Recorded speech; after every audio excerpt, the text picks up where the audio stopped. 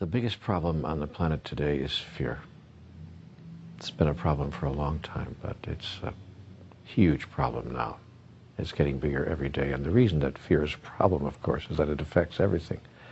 Everything we think and say and do, all the decisions and choices we make, all of our reactions, all of our responses, everything that we're experiencing can come from only one of two places. Conversations with God has made that very clear to me. We're either coming from love or we're coming from fear. And my observation is that most people, most of the time, and myself, more than I would like to acknowledge, coming from fear.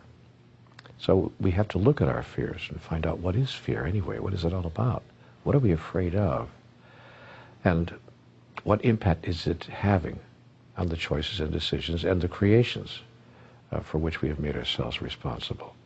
By the way, that's one of the first fears that there is, the fear of being responsible, the fear of placing ourselves in a position of responsibility for all that we are creating. So fear is the first aspect of the human experience, as I understand it, that we need to work very hard to heal, and I might even say to transform. You transform fear, and you transform the world. Now let's take a look at what it is that we're afraid of.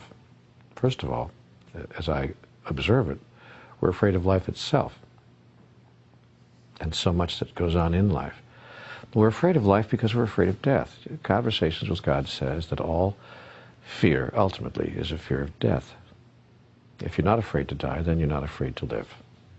But how can you not be afraid to die? Well, you cannot be afraid to die if you understand what death is, and as a result of that understanding, you understand what life is. The wonderful book, Home with God in a Life That Never Ends, explains all this in extraordinary detail. It talks about the moment of our death, the process of death itself, and the reason that we're experiencing life as we are on this planet. I would suggest that anybody who wants to know more about this particular subject take a good look at that book. It's very difficult after reading that text to be afraid at any deep level of dying. And when that fear goes away, as I said, then fear of life disappears as well. We're afraid of nothing and no one because, and there's a very good reason why, see, all fear is based on the idea that we need something. That's what fear is, really. You want to know what fear is defined? The definition of fear is the thought that we are not going to be able to have something we think we need. It's as simple as that. The person who doesn't need anything has no fear of anything. When I don't need anything from you, I don't fear you. When I don't even need my own life, in a sense, when I don't think that I need this particular version of life in this particular physical form, then I'm not afraid even if you kill me. Then I really don't need you for anything. I don't even need you to stop killing me. That creates true fearlessness, and most spiritual masters reside in that place, a place of utter fearlessness. So when I begin to look at my own fears and begin to feel them, and when I have an idea that my fears are starting to, how do I say this, overcome me, overpower me almost, paralyze me, because all of us have been paralyzed by fear at one time or another.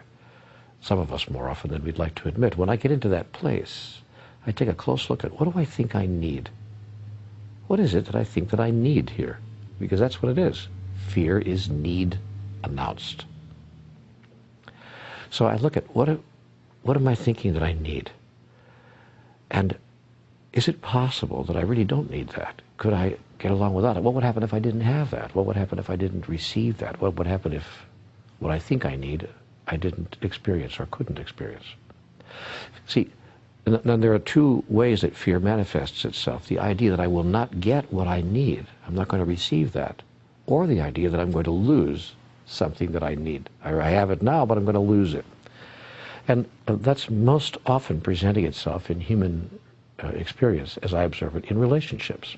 It presents itself in other ways as well. We have fears around money, fears around power, fears around health, and many other items, but more often than not, almost all the fears that I see people experiencing have to do with relationships of one kind or another, and especially those delicate relationships that we call romantic intertwinings of the human experience. Boy, oh boy, oh boy. First, I'm afraid that no one's going to love me, and then I'm afraid if somebody does, I'm going to lose the love. And how I solve that, when I do, except when I don't, but how I solve that when I do, how I get into a place of what I want to call spiritual health is when I understand who I truly am and that I actually don't need the love of another or any other in order to experience who I truly am, in order to experience serenity, peace, joy, happiness. Every time I think that my joy is obtainable, or that I'm sourced with my joy, that my joy comes from someplace outside of myself, I get into fear. Every time I'm clear that the source of my joy does not exist outside of myself, but is given to me, from me, by me, my fear disappears. And here's the irony of that. I then become much more attractive to people, and what I was afraid of, that people would walk away from me, in fact, doesn't happen. The reverse happens. People are attracted to me, because all people are attracted to other people who are firm and strong, not arrogant, but aware, and reside deep inside of themselves, because nobody likes to be needed. Because if I feel that you need me so much, then my next fear will be I can't give you what you need, and that's why I'll lose you, you see. So people who present themselves to the world as serene and peaceful and joyful and innately happy, these are people we say are together, they have it together. These are people who are aware that their happiness, their joy, and their peace comes from within. That's words we hear from every spiritual master. We hear them in all the spiritual books. But that experience is attainable. We can find it. We can go there. And that's, I think, the spiritual journey. That's the path to transformation. That's the movement away from fear. Someone once said to me that there's a great acronym for fear. Feeling excited and ready. Oh, I love that. I had a great teacher say to me one time years ago, call your fears adventure. What a great thought.